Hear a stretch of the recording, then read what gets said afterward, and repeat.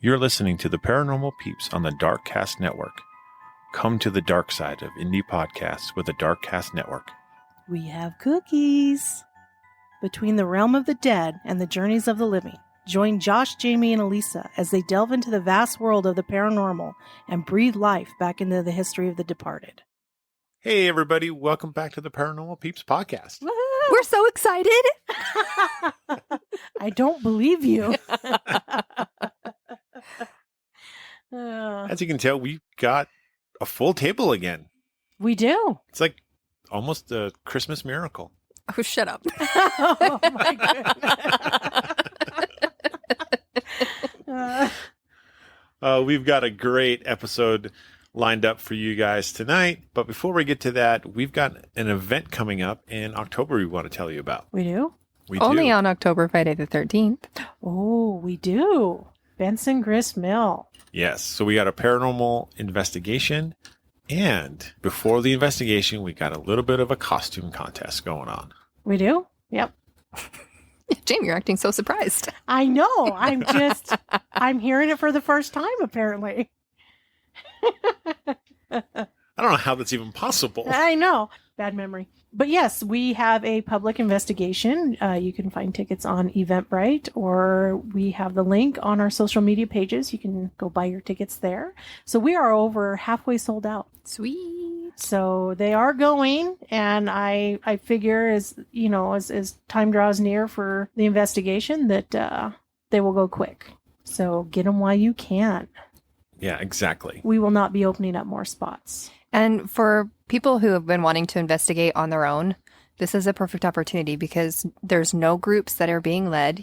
It's a big place to investigate. So there's plenty of room for everyone. And you and your group of friends or your family or whoever you want to bring, when you go walk around, you can just hang out with each other and not have to be, towed everywhere you want to go. Yeah, exactly. It's basically you just kind of, go in groups of 2 or more of your choosing and just, go investigate. And if you have questions or anything, we'll be around to help with those. And at the top of every hour, we'll be doing demonstrations in different parts of Benson Grist, like with dowsing rods and the Estes method and portals. Yeah, and so on and so forth. So you can always come in and join in on one of those and kind of see what that's what it's all about. And yeah, and we will be serving cider and hot cocoa and chips, and we have a vendor coming, Lavinia's Eden. She makes beautiful wrapped crystal and stone necklaces. She makes all sorts of wonderful things. She sells loose leaf teas.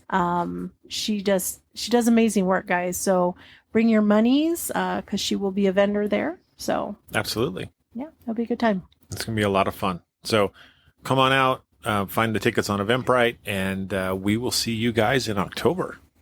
Friday the 13th, you guys. And now on to our main topic, which I think is kind of how a lot of us get started into the paranormal, telling ghost stories.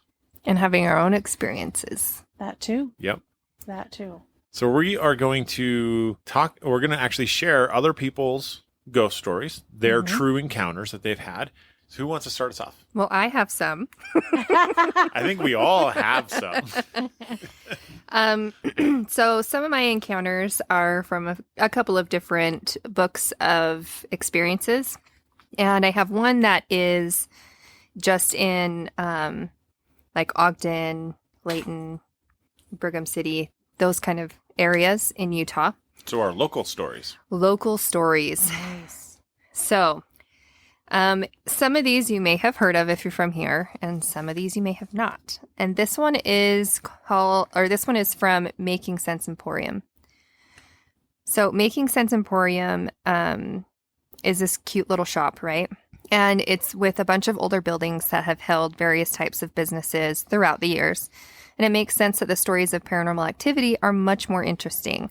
Many of the business owners I have talked to describe seeing apparitions that appear to be from different periods, wearing clothing from the late 1800s, for example, or the 1920s or 30s. This is the case with Making Sense Emporium, according to the store's owner, Larry Baird. I recently sat down with Larry to talk about the ghostly encounters he experienced while working in the store, and he said that when he and his friends first moved into the store, they did not believe in ghosts, but his beliefs quickly changed. And he noticed odd things happening in the building almost as soon as he moved in and began to refurbish and remodel the store. I wasn't surprised when he told me that the activity began happening as they were making changes to the building. Remodeling a location often spurs paranormal activity or causes the activity to increase. One of the first things he experienced took place while he was giving a tour of his basement to a group of people who had stopped by the store. While on a walking ghost tour of Ogden, he left half of the group downstairs and came back to the first floor with the rest of the group. While waiting for the group to finish looking around the shop, he saw a man in his peripheral vision wearing a dark-colored, old-fashioned suit, and walked toward him, so close that he brushed his arm, and as he walked past, he said that he instantly felt a chill as the man passed, and he thought to himself how strange it was. Larry then watched as the man disappeared while walking directly through the wall. Cool. Dun, dun, dun. Dun, dun, dun. That's so cool. So there, That's cool. I have a few stories of this particular place Making sense. of Making Sense Emporium that I will continue after we continue sharing. Okay. Okay. Sounds good. All right. So I found this one, believe it or not, on a website called Fascinate.com. It ended up in one of my social feeds, and it's like talking about ghost stories. And the story that caught my eye, I couldn't even find on the webpage, but this one is really neat.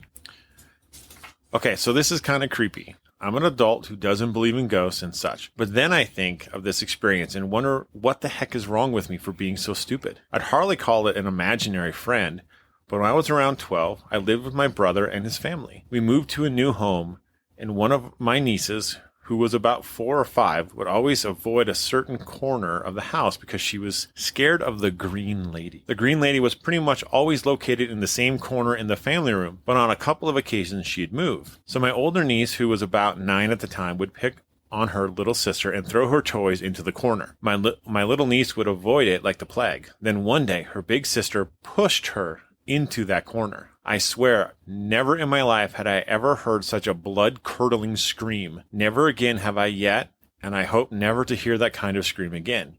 She didn't even run away from the corner. She was backed into it, looking upwards in terror. Her fear had us all scared, I think. My older niece never messed with her little sister about that corner again. Actually, none of us really screwed around with that corner again. Friends thought we were joking when they'd come over, and we'd casually say, "Oh, and stay away from that corner because we're pretty sure an evil ghost lives there." So when did the Green Lady finally move from the corner? Here's the messed up part. According to my niece, when my brother and his wife discussed moving out of the house, the Green Lady did not like that. So at bedtime, she followed them into their room. The other time the Green Lady got mad again at my sister-in-law, got pregnant, and so she moved to the nursery and stayed in there. During the time we lived there, which was about 2.5 years, all sorts of things went really wrong. My sister-in-law lost one of her twins she was carrying. The surviving twin was born with spinal meningitis and all kinds of problems. It was at least a month before the baby got to come home. Then my sister-in-law developed cervical cancer. Later, in my sister-in-law's mom, who uses a walker, fell in the freaking pool and injured herself. Plus, we couldn't keep pets alive anymore. We had a golden retriever, a cocker spaniel, a cat, a couple of pet rats, and a guinea pig. The dogs got sick with pancreatic cancer. Tumors grew on their sides. Our cat got ran over, and the guinea pig got sick. The rats were fine until my sister-in-law's mom forgot to take the towel cover off the cage on a hot day, and he cooked my niece's rat. Eventually, we finally moved the heck out, but even after all this time, we all agreed that something was wrong with that place, and that whatever that green witch was, she was frickin' evil, and the probable cause of what made so many horrible things go wrong while we lived in there. It took them that long to figure it out? Oh man, I mean, moving like a lot quicker than that. Right? Oh, geesh. Man, That's a lot of hard stuff. no, thank you. Yeah, that is nuts. Freaking evil green witch. All I can, well, they should just threw water in the corner. I'm melting. Give me your socks. Do you need socks? Are your feet frozen? No, my feet are good. It's my legs.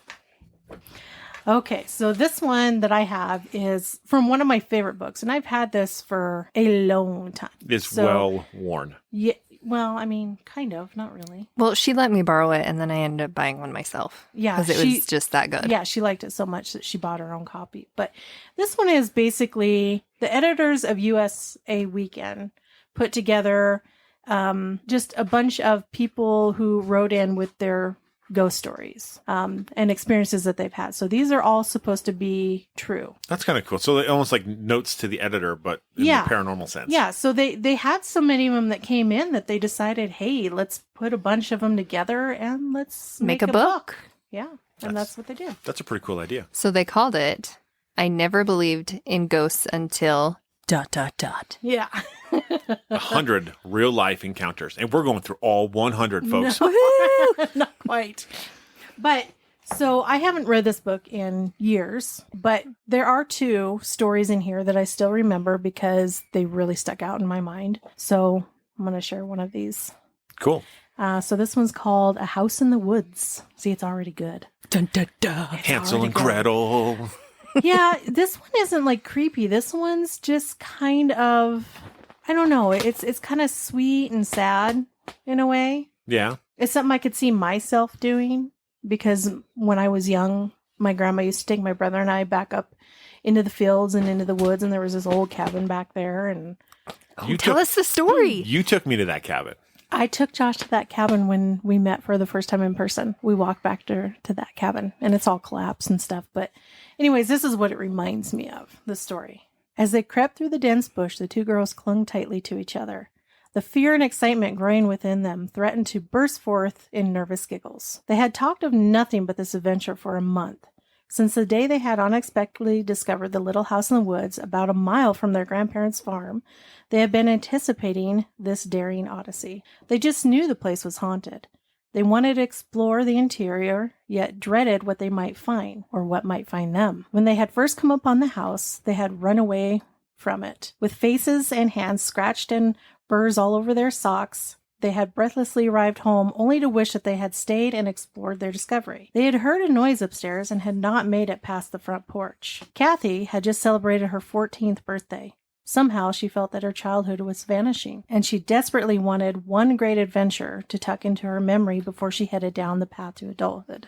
It had taken a lot of begging from both Kathy and 12-year-old Nan to convince their parents to allow them to visit the farm a second time that summer. The drive from the city was a long one, and their parents were always so busy, but the girls were just persistent and were finally granted their wish. Their eyes were round with fear, their hearts pounding. The youngsters walked slowly, hands gripping each other's shoulders, until they were within a few feet of the building. They peered out from behind a large tree, afraid to continue. The wind blew softly, and the branches scraped the old metal roof. A rabbit, disturbed by their presence, scurried away. The girls winced, but held their ground. They were determined to go inside this time. What once must have been a lovely little home had become a crumbling shack. The years had not been kind. The shutters dangled precariously from rusty nails. Most of the window glass was broken, and the front door stood halfway open. Grass and weeds grew between the floorboards of what once was a fine little porch. The anxious visitors ventured forward and shakily entered the doorway. Kathy softly called out, "Is anyone home?" and immediately burst out laughing at the thought of anyone inhabiting this hovel. Nan crept slowly behind her sister, wishing she was anywhere but in this horrible house. The living room furniture, once polished and attractive, was dry and dusty. The couch sagged, and the chairs gave off a musty odor, stuffing coming out of every seam. The old magazines lay soiled and torn on the floor. From room to room the girls crept, eyes wide, ears sensitive to every sigh the lonely old house issued. The hallway was filthy with dust, and there were large holes in the floor around which the visitors stepped carefully. As they entered the kitchen, they experienced a very peculiar feeling, a sensation that they were not alone, and that they were being watched. An old wooden table stood all alone in the center of the room. On top of the table was a dinner setting. It looked almost as if someone had been dining and had been interrupted. A chair was partially pulled out from the table. Over the plate, black food remnants remained. The fork was still there, along with a chipped, stained coffee cup. A corroded sugar bowl, a salt shaker, and a napkin holder sat desolately in the middle of that table. Feeling very uncomfortable, the pair fled the room and began to ascend the stairway to the second floor. Testing each step as they climbed, they ventured slowly up towards the dark room. A torn shade hung sideways on the window straight ahead of them. allowing just a little sunlight to brighten their pathway. Bees flew in and out of the broken panes. As they reached the second floor, the peculiar feeling returned. Were they being watched? Covered with goosebumps, neither voiced their fear, hoping it was just nerves.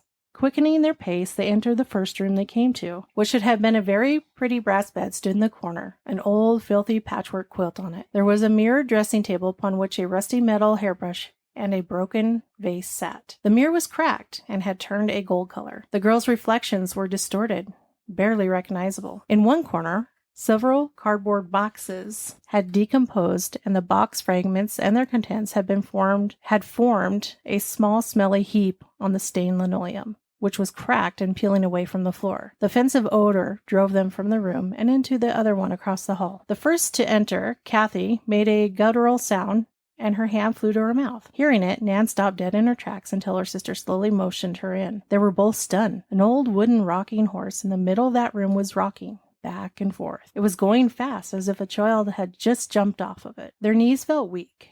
Someone was in there with them. Neither girl moved. Time seemed to stand still as the horse slowed its motion and finally stopped altogether. They began to survey the room and were surprised to note that there was no dust. The room was neat. The wood floor shone, and the scatter rug, although worn, was clean and fresh. An enormous trunk, similar to the treasure chest they had often read about, sat by one of the walls. An ancient treadle sewing machine was near it. As they looked around, they noticed an old, rather primitive baby stroller and a very old rocking chair. A baby crib with a stained mattress occupied one corner of the room. A long, narrow mirror was nailed to the back of a door. The mirror was cracked and yellowed, but the reflections were remarkably clear. The sheer curtains, in shreds, were not moving. As a matter of fact, not even a small breeze was blowing through the broken window panes, yet the rocking horse had been rocking. After what seemed like ages, Nan felt her fear subsiding slightly and her curiosity returning. Of like minds, the sisters crept silently towards the chest. Very deliberately, Kathy lifted the lid and kneeled on the floor. Nan joined her, and they enjoyed the most wonderful discovery. An ancient repository held many old letters and photographs.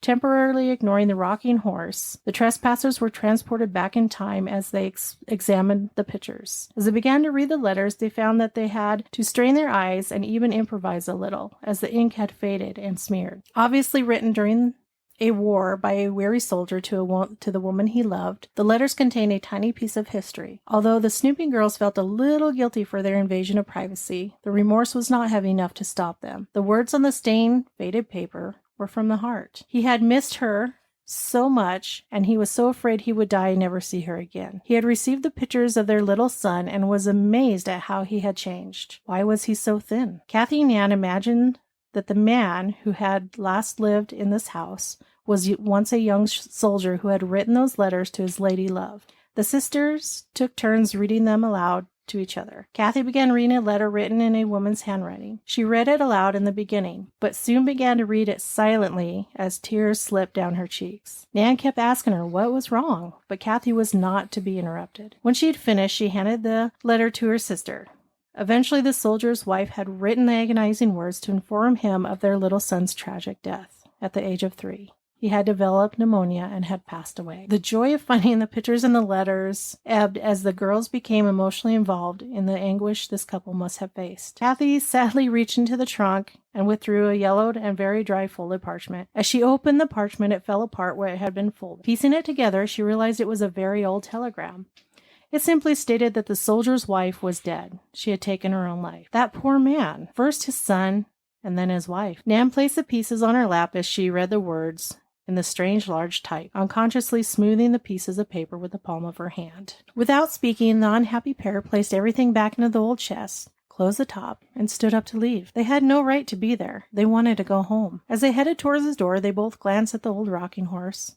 It was still, but at that very moment the rocking chair began to move slowly back and forth. Neither of them could move a muscle. Then, to their utter astonishment, they heard soft humming, the nearly inaudible humming of a lullaby. Kathy had difficulty breathing. An involuntary swallow caused a gulping sound to escape her lips. Nan felt she was paralyzed. She willed her legs to run, but they would not obey. Unaware that they were clinging to each other, the trembling girls began to move sideways towards the open door. Their eyes darted from the rocking chair to the door, and as they slithered past the closet, Nan groaned. It was an awful animal sound, and Kathy grabbed her as she fell to her knees. Nan pointed to the door mirror as she sat slumped and panting for air. Kathy followed her gaze to the mirror, and her stunned expression confirmed that she saw it too. There was a lovely lady sitting in that rocking chair holding a small child on her lap. The pair slowly looked back at the rocking chair. It was empty. Only the mirror reflection revealed the image of the woman, who looked content and absolutely peaceful. Her eyes never left them.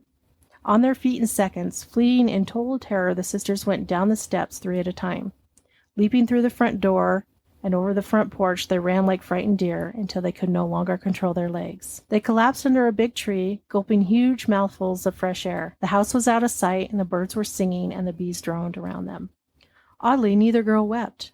They wanted to, but somehow felt that it would be childish, and they were not children anymore. They did not doubt their sanity, and they knew what they had seen. It had been real. They were still terrified. They felt older than they had ever in their entire lives. Kathy and Nan left their ghost and their little child alone with the serenity they had found. The girls told no one. It was their lifelong secret. Who would have believed them anyways? That's a sad story. Yeah. I mean, it's sweet in the sense that, you know, the mom and the child are together, you know, still. Yeah, but it was just... But it's very sad because, you know, here her husband's at war and their son is sick, and then he dies, and then he gets a telegram saying, you know, your wife's dead, because she couldn't stand the grief of losing a child. Well, and she's alone, so Yeah. I can imagine that would be hard. So he came back. I mean, obviously because the telegram's there and all the correspondence is there. He came back. Mm-hmm. Yeah. Ugh. And then to live there Knowing. the remainder of his life knowing. Yeah. Ugh. Brutal. Yeah. I forgot to mention what my book is called. Mine is called Ghosts of Ogden, Brigham City, and Logan, and other areas around it. And it's by Jennifer Jones. And these are like her accounts of interviewing people in these areas. Okay, so I'm going to continue with the Making Sense Emporium. Larry and other people who have spent time in the store when the shop is closed have also reported the sound of boots on a wood floor. The store originally had wood floors on the main level, which was covered by cement floors years ago while the building was being refurbished. A few days after hearing that, they found dusty footprints on a piece of old carpet in the basement. The prints led to the wall, as if something or someone had walked through the wall. Psychics who have visited the store have said that there is a young female spirit that spends a lot of time in the store, and as well as men whom they refer to as the captain. He is said to have been an Ogden police officer in the early 1900s and was responsible for visiting the various brothels to collect the fines from the working girls. One of the most startling occurrences at Making Sense happened when people came to the store and asked Larry if he would show them the bricked up tunnel entrances in the basement. It was almost closing time, so Larry said that if they would just wait a few minutes, that he would take them downstairs once he had closed shop. He locked the front door and went to the group and took the group into the basement, only to find that the basement door wouldn't open. Something was pushing up against it from the other side. There was only one entrance to the basement, and Larry couldn't understand how the door could be locked. To get out of the basement, one would have to come through that door, and he was the only one in the store that night. He told me it was the strangest thing. He had been down in the basement earlier that evening, and there was nothing close to the door that could have fallen over or blocked it. He was able to push the door open enough to squeeze through, and he found that some supplies that he had kept in the basement had been stacked up against the door. Somewhat rattled, he laughed it off and led the people into the basement to have a look around. It wouldn't be the last thing that happened in the basement. Larry often let paranormal teams come in after closing to investigate the building. For groups he knew well and trusted, he allowed them to lock up the building when they were done so that he wouldn't have to hang out all night. One morning following an investigation, he came into the shop and went into the basement to get some supplies. He saw broken glass all over the floor. A few jars he used for his soaps and lotions previously stacked on shelves lay shattered in the middle of the room.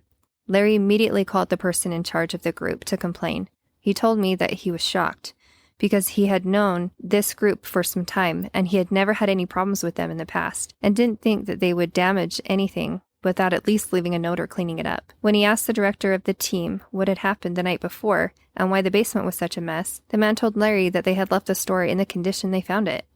Larry told me that the man was extremely apologetic and sounded legitimately surprised. Larry believes that whatever broke the jars did it after the paranormal team had left that night and was possibly upset because the paranormal team had been trying to provoke the spirits during the investigation. Naughty, naughty. Shame, shame.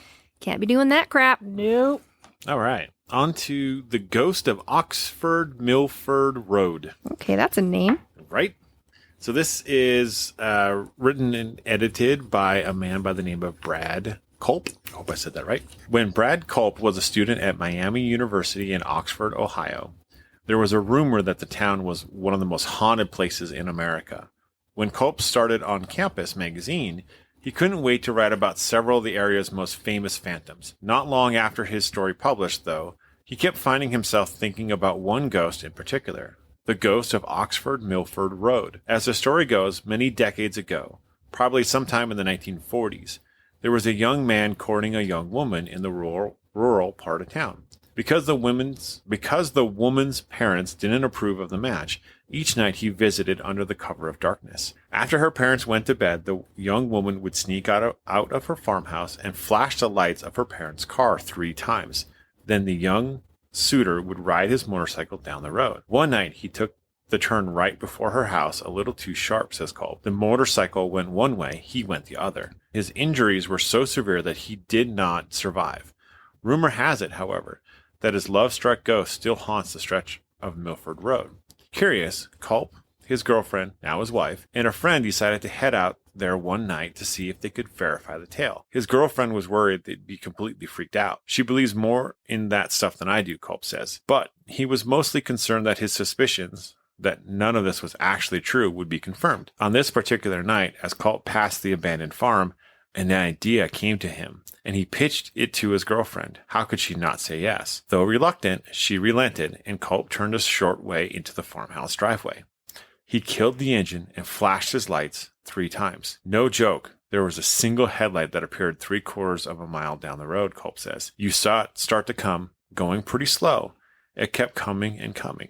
My wife was freaking out. It was coming closer and closer. As a collision seemed imminent, Culp turned on his car lights. He expected to see a kid on a bike, bailing out from his prank now that he had been caught. But there was nothing there. The light is just gone, he says. They got out of the car. They walked around, trying to figure out what it was that they could have seen. To this day, we still talk about it. I saw something I cannot explain, he says. If you get him and his wife around a campfire, they'll swear up and down that the story is true. And if you're ever in Oxford, Ohio, consider parking for just a few minutes in Oxford Milford Road at night and test your own nerve. I'd do it. I'm Let's in. go. Right? I'm packed. Let's go. Okay, so my next one is, again, from I Never Believed in Ghosts Until ... So this one is called A Woman in the Well. That's always going to end great. You know it. Oh, how could it not? It's a classic. She went for a swim. I mean, seriously, Right? come on, people. It was a hot day. Come on. Okay, so this person who wrote in says, I'm 14 years old and not afraid of ghosts. I never have nightmares, and no one has ever accused me of having an overactive imagination. But I did have one experience that I can't explain. I have never told anyone about it, and I have never before written it down. I did, however, make a couple of brief entries into my diary. Believe it or not, I have kept a diary since I was 5 years old. The entries I made in August 1983, when I was just 7, have given me the sequence of events for this account. We lived on top of a steep hill near a small town. Behind our house, there were miles of woods and hills, and a line of trees where a hayfield started. It was a mile further past that to the first back road, so you can see we lived way out in the country, and it was a scenic and quiet place. My dad used to make a big deal out of taking my younger sister Emily and me for a hike. We would pack peanut butter crackers and soda, potato chips, and whatever else we wanted into a backpack and set off out back into the woods. Dad would take a knife on his belt just in case. We also carried rusty penknives and a compass. We usually took a camera and a big bag to collect things. When we were about 50 feet into the woods, when we could no longer see our house, we might as well have been in the wilds of Alaska. Everything was interesting. We probably walked for about a quarter of a mile before we looked for a place to break out the food. After we had eaten, we would look for stuff. We would collect giant toadstools, feathers, acorns, special rocks, and items like that. Dad carried the bag. One day we realized we were in the middle of an apple orchard. There were apple trees all around and tons of apples on the ground. There were several kinds of other trees that were mixed in, and the apple trees looked old and not very healthy. We had been this way many times before, but had never noticed what obviously was an orchard. We hiked a little further around the side of this steep hill and noticed a pipe running along the ground. It was an iron pipe, very rusty, and kind of buried in the leaves, visible just here and there. It ran up the hill, more or less in the direction of where we had eaten our lunch. Dad made a game of tracing the pipe. He really didn't know what to make of it himself. We followed it down to the bottom of the hill, where it ended at a flat place. We saw nothing special there. Then it was time to go back. I guess we'd been out there for about an hour or so, and we followed the pipe back up the hill. Finally, we lost it again, but we continued to walk in the direction of the pipe was pointing. Near the top of the hill, we came to a round pile of flat rocks about 2 feet high and about 6 feet 6 feet wide. It was a well. The entire inside of the well was lined with flat stone, and it was deep. Dad said it was 15 feet deep, maybe more. If you looked over one side, you could see a reflection of your face down there in the water. We dropped in some stones into the water, and Dad took some pictures of our reflections. He said that an open well was very dangerous, and he wondered why no one had covered it over. We sat on the edge of the well, one on either side of Dad, and finished the crackers and soda we had saved for the hike back. While I was eating, I looked down at my reflection and dropped a small stone into the water to make rings. When the ripples stopped, my reflection would be crystal clear again, but one time it wasn't. When the water became calm, it wasn't myself that I saw looking up at me. I must have made a noise or gasp because Dad looked at me and told me to be careful. I looked back down, and there it was again. I looked at Emily. She was looking in the well, but she didn't seem very interested. I could tell that she was looking at her own reflection, but what I saw was an elderly woman. She had white frizzy hair, and she was extremely skinny. She had the kind of neck where the bones stick out. She looked content. I mean, she wasn't screaming or scary or anything. I looked around and saw that there was no reason for that reflection to be there. There were just the three of us. I looked back down. The woman was still there. Then I heard a voice in my head say, "You've got the same initials as I do, Sarah." Emily then dropped another stone in the well, and when the ripple stopped, the woman was gone. I think it must have happened pretty quickly. Maybe the whole thing took only a minute or so. I don't know for sure. I didn't drop any more stones into the well. In fact, I didn't look for the reflection again. I didn't say anything about the incident to anyone. At the time, I didn't think it was anything more than something unusual I saw on one of our hikes. A month later, I woke up for some reason during the night, and there she was again, the same woman. She was wearing a white apron, and in my head I heard her say, "When you come back to visit me again, Sarah, be careful around the well."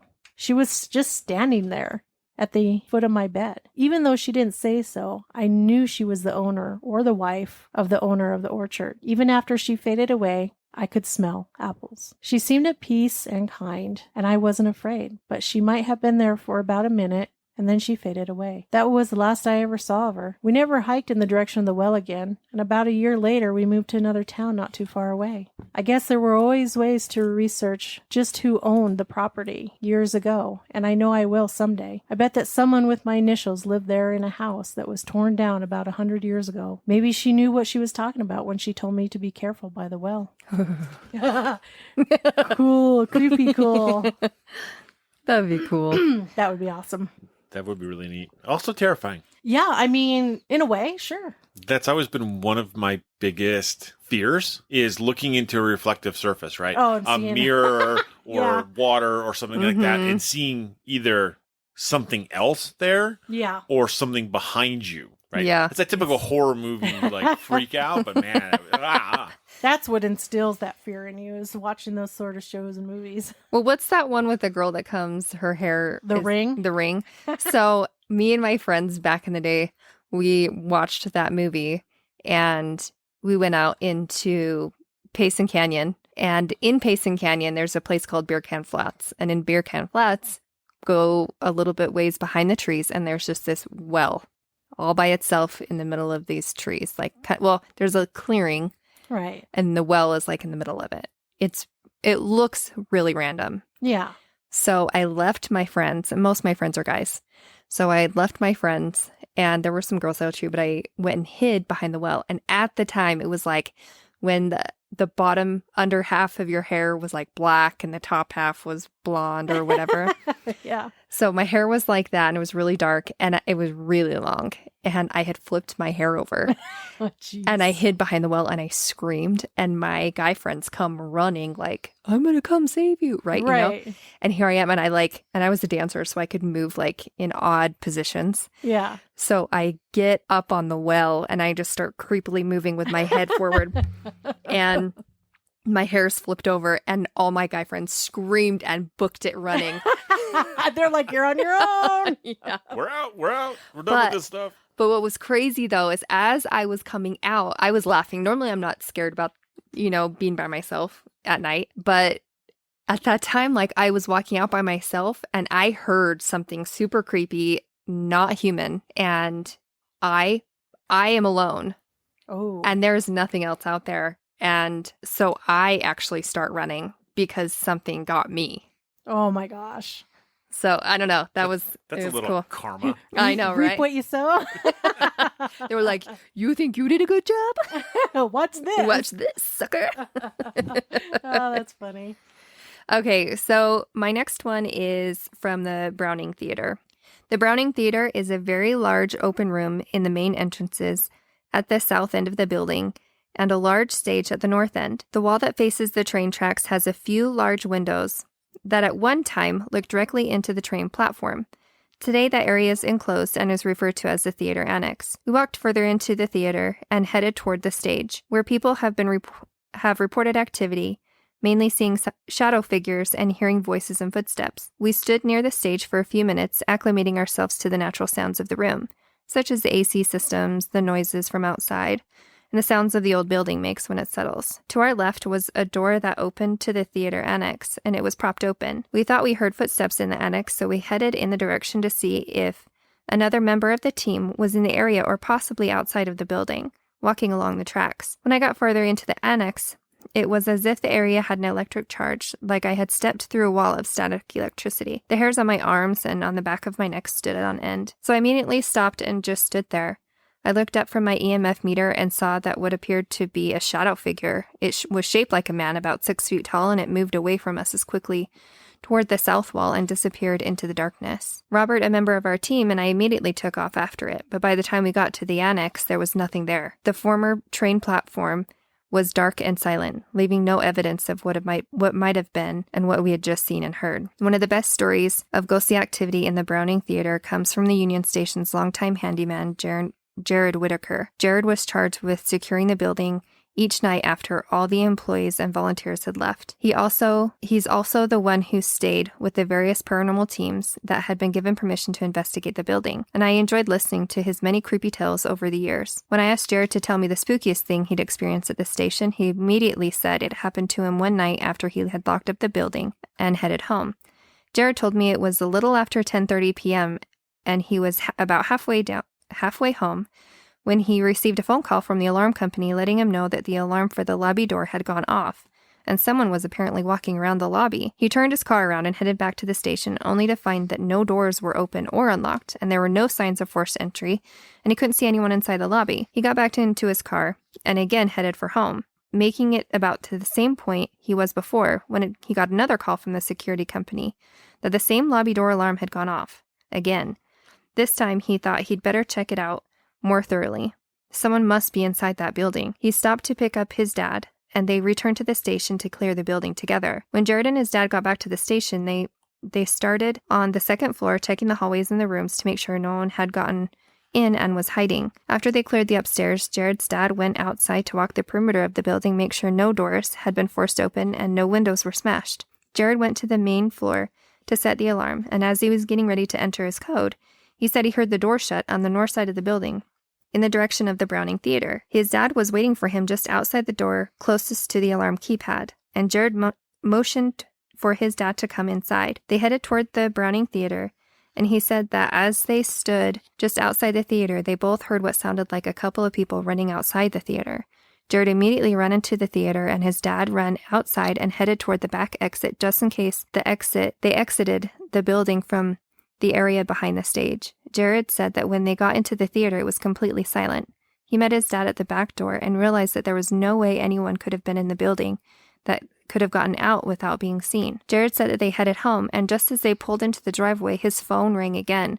And it was the alarm company calling him to let him know that the lobby door alarm was going off again. He said that he knew it was just the ghosts of the building acting up. He told the alarm company to disregard any further alarms that night. The experiences that both Jared and I have had in the Browning Theater and Annex have been experienced by numerous other people, to the point where the particular ghost is named Hootie. Hootie. Hootie. And he's got some blowfish. Oh my goodness. Okay. So the next story I got is called The Ghost of La Parva Ski Resort. And it was told by Drew Tabaki. He's a professional skier. Throughout Latin America, you'll hear variations of the story of La Llorona, or the Wailing Woman. Sometimes she's lost her husband. Sometimes she's lost her children. Sometimes it's both. But in La Parva, a ski spot in the Chilean Andes, the Wailing Woman is named Lola, and everyone in the area swears they knew her before she died. A local restaurant owner said he dated her. Pro skier Drew says. Adding to the ski patrol, he heard the story from pointed at the exact hut where this tale takes place. The story starts on a nice day in peak ski season. Lola and her son planned to spend the day on the slopes. As can happen in the Andes, a thick fog rose up from the valley, which often precedes the arrival of a real storm. The clouds enveloped the two as they were making their way down from the top of the mountain, and they lost contact with one another. Desperate to find her son, Lola began screaming his name as she ran through the thick fog. Unable to see clearly, though, she stumbled down a steep slope and began sliding towards a rocky couloir, which is a cliff. By chance, a local lift operator who was returning to his cabin came across her body. He was afraid she was dead, but on closer inspection, he found that she was still alive, just barely, Tabaki says. Her body was covered in lacerations from sharp rocks, and the only word she said, in the faintest whisper, was her son's name. The lift operator worked to carefully pull her body to his cabin, which was just up the hill. He bandaged her cuts as best as he could and then ran to fetch the doctor. Together, the doctor and lift operator made their way back to his hut, the fog hanging thickly in the air. When they arrived, though, the bed was empty. Just the bloody sheets remained. Neither the woman nor her son were ever found, Tabaki says, but locals report hearing her wail for her child whenever they're near the lift operator's cabin. And here's the thing, Tabaki does not believe in ghosts. Something, however, changes when he arrives in Chile each winter. Maybe it's the fact that from La Parva you can see up to Cerro El Plomo, an Incan child sacrifice site. Maybe it's because Tabaki was simply read so many magical realism books by authors like Juan Ruffalo and Gabriel Marquez. But sitting alone in his cabin in the Andes, with the wind whipping and the candles flickering, he swears that every now and then he just can't tell if what he's hearing is a woman or the wind. Crazy. It'd make you wonder. Right? Your turn. Okay, this one's called A Husband's Love. So not all ghost stories are frightening. Some speak to the power of an enduring love. An old friend and fellow waitress told me the following story, which she swears really happened. It started out perhaps the busiest day my friend ever had. The other waitress scheduled to work never showed up. There was no hostess or busboy, just my friend against a hungry world. She figures she served 22 parties at one time. Cocktails, appetizers, pasta, lobster, cordials, and on and on. The temperature was 91 degrees outside, and it was unbearably humid. The temperature in the kitchen was probably 10 degrees higher. By the time she left work, her uniform seemed glued on. As soon as she reached home, she peeled off her clothes and jumped into the shower. No sooner was she out of the shower than the sweat started to pour off her yet again. So she put on a bathing suit and decided to spend the remains of the evening swimming and floating in the ocean near her home, and then drying off on the sand. She says she stayed at the beach for hours, until it grew very dark. A heavy thunderstorm was on its way, according to her little radio, so she left for home. She fell into a very deep sleep as soon as her head hit the pillow. The activity of the day, no doubt, had finally taken its toll. Later, she says she lost all track of time. She awoke to the crash of thunder. Lightning lit up all the windows of the little house. It was impossible to fall back asleep right away. So she went downstairs to get something warm to drink. As she went down the stairs, she heard footsteps in the kitchen and the clattering of dishes. A chill ran through her. After quietly tiptoeing to the kitchen, she peered in. There was her husband, placing a cup of tea down on the table and stirring it. He was a policeman, and that month he was working the night shift. She assumed that it was because she had been sleeping so soundly that she hadn't heard him enter the house. In her relief that he was not a burglar, she says she laughed loud. At first, he was startled by his wife's nervous response, but then he also began to laugh. "Sneaking up on me, are you?" he asked. He picked up my friend, ran in the living room with her in his arms, playfully tossed her on the couch, and tickled her. She is uncontrollably ticklish and couldn't stop laughing. Then he kissed her. "How's the restaurant? Busy these days?" he said. "Today we were very busy. I was so exhausted I didn't even hear you come in. Then this terrible storm woke me up. I couldn't sleep. It felt chilly all of a sudden, so I came down. Come on, I made plenty of tea for you too. How was your shift? Any problems or arrests? Anything exciting to tell me?" The couple walked back in the kitchen, and he poured her a cup of tea. The most delicious tea my friend had ever had. She normally didn't like tea, but she said that this tea tasted very good. It was strangely soothing to her mind and body. "No, tonight was quiet, honey. A real piece of cake. I had a lot of time to think and talk to myself. I thought a lot about you and the children. I feel bad that you work so hard. It's rough having to support 6 kids these days." 6 kids. Sorry. a lot. I was just like, whoa. These days? Every day. Any day. Okay, sorry. Okay. "It's rough having to support 6 kids these days. But we managed, thanks to your help. I really felt so restless for my shift to end because I wanted to come home and tell you how much I appreciate and love you. You're an incredible woman, wife, and mother. I know you can do anything. I believe you. I believe in you totally. I'll always love you more than anything else in the world. Thanks, darling." After this grand speech, her husband kissed and hugged her, and then took her hand and kissed it. My friend says she was speechless and overwhelmed. She, of course, knew that her husband loved her deeply, but he was shy, not the type to verbalize his feelings. "I love you too, honey," she responded. "I'm really happy that we work so well together. You and the children are my whole life. I'll always do my best for you guys." Then her husband insisted that she go upstairs and get some rest. He carried her up the stairs, placed her back in bed like a baby, covered her with a blanket, and softly kissed her forehead. I want my husband to do that. I'm too fat for my husband to do that. I'd still do it. Yeah, we both get hurt. "Sleep well, Angel. I love you. I love you too." She fell asleep instantly. It seemed that days had passed when she finally awoke. The sun was shining warmly on her face, and she felt very peaceful and rested, ready to serve 42 parties at one time in the restaurant if necessary. As she went down to the kitchen to make coffee, my friend was surprised to see 2 cups in the sink and 2 tea bags in the garbage can. Suddenly the events of the past night came back to her, and she vividly recalled every word of the conversation with her husband. She started to chuckle as she remembered him carrying her up the stairs like a baby. Then, just as quickly, she began to cry uncontrollably, happily and sad all at once. You see, my friend has been a widow for 31 years, ever since her young policeman husband was shot in the line of duty. She raised their 6 children all by herself, supporting their family by waitressing. In retelling the story, my friend seemed at peace. "I really enjoyed his visit," she told me, "because I miss him so much. I realize now that I wasn't ever alone. My husband was with me all the time. He gave me the strength and courage to believe in myself. That's why I could never remarry. I never lost him spiritually.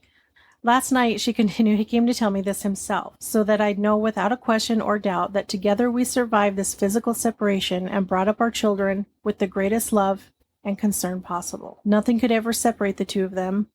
Never would my friend feel alone again." That's really sweet. Aw. It's sad and sweet, right? Because she's been widowed that long, but, he still hangs around Yeah. to remind her. So, yeah, It's really sweet. it's very sweet. Very, very sweet. Did he really carry her up the stairs? I don't know. I don't know. Could have been a very vivid dream. Yeah, but the 2 cups, though. Right. Maybe they did have tea together. I don't know. Yeah.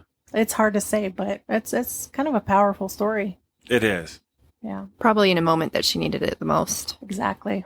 Yeah. Hard day and Mhm. just struggling. Yeah. Yeah, very sweet.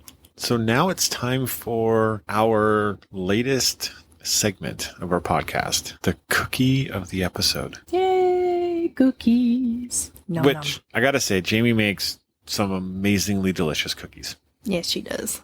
They're cookies. They're good. They are good. I mean, who doesn't love cookies? Come on. Evil people. No, maybe. I don't know. Possibly. I don't know. Anyways, our cookie for this episode is a coconut key lime cookie, which we've all sampled. It was delicious. The key lime was so good. Yeah.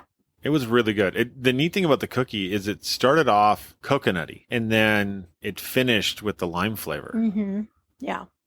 I don't really, honestly, other than the texture of the sweet and shredded coconut in there, I don't really taste the coconut. I don't either. I taste, It's more of the chunk of the coconut. Yeah. So like the key lime is very forward, but it's also fresh squeezed key limes. So good. Which and are key like, lime zest. which a key lime is like smaller than the size of a quarter. Or about the size of a quarter. So can you imagine how That's many a of these lot. I had to juice by hand to have enough for this recipe? Holy cow. And I spilt the first one. Like had my little juicer and I'm doing this and my hand was slippery and so whoop and it went all over the counter. Oh, so sad. So I had to clean it all up and I had to start all over. Oh, that's just brutal. I'm surprised Josh didn't hear me saying a few choice words upstairs this morning during it because I was like, really? You got to be kidding me. Yeah, and that happened more than once. So, but they turned out well. They're very soft. They're chewy. They're kind of a cross between a cake and a cookie, kind of, in a way. Mm-hmm. They're not overly sweet. But You they can do- eat many of them without needing a drink. Yeah, and they're good. I like them. Yeah, and we'll post along with this episode. We'll post the recipe for them too. Yeah. And I for those that want to know, I did find the recipe on Pinterest. So Cool. But yeah, we will share the link to find the recipe so that you can make them and tell us what you think. Exactly. So we just want to say thank you, everybody, for coming and listening and hanging out with us. It means a lot to us that we have listeners who come back and listen multiple times. Yes, and share with your friends. Get them to join in. I mean, we wouldn't be where we are without all of you. And if you have stories, share your stories with us and we'll share them on here. Yeah, absolutely. We'd love to hear some of our listeners' stories out there, their personal experiences. Absolutely. Absolutely. And please make sure to rate and give us reviews. It really helps us get in front of more people, helps us with the algorithms. Yep. And honestly, we love seeing you guys' reviews as well. Well, we love hearing from you. Absolutely. So And as always, stay ghosty, my peeps.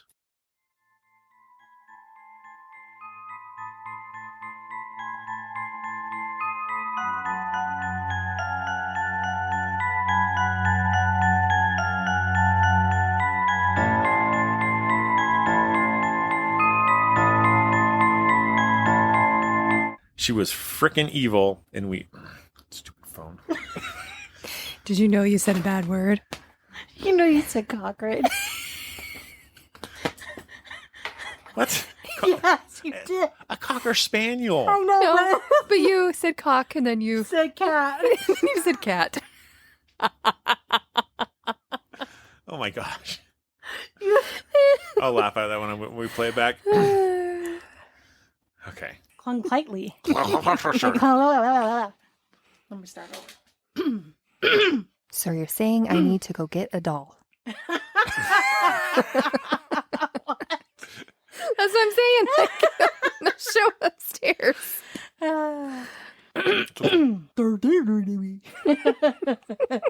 What? So you're saying that? I'm just kidding. You want a cookie? Yeah. No. The story starts on a nice day in Peak Ski. Oh my gosh. I'm rooting for you.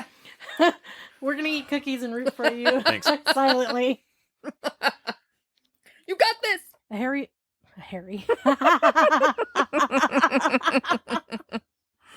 When Harry met Sally. A Harry. A hairy man came on. No, a Harry thunderstorm. Don't want to know. Okay. Thank you for listening to the Paranormal Peeps podcast.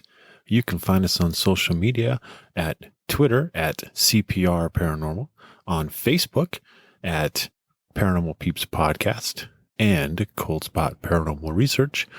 And you can find us on Instagram at coldspot_paranormal_research.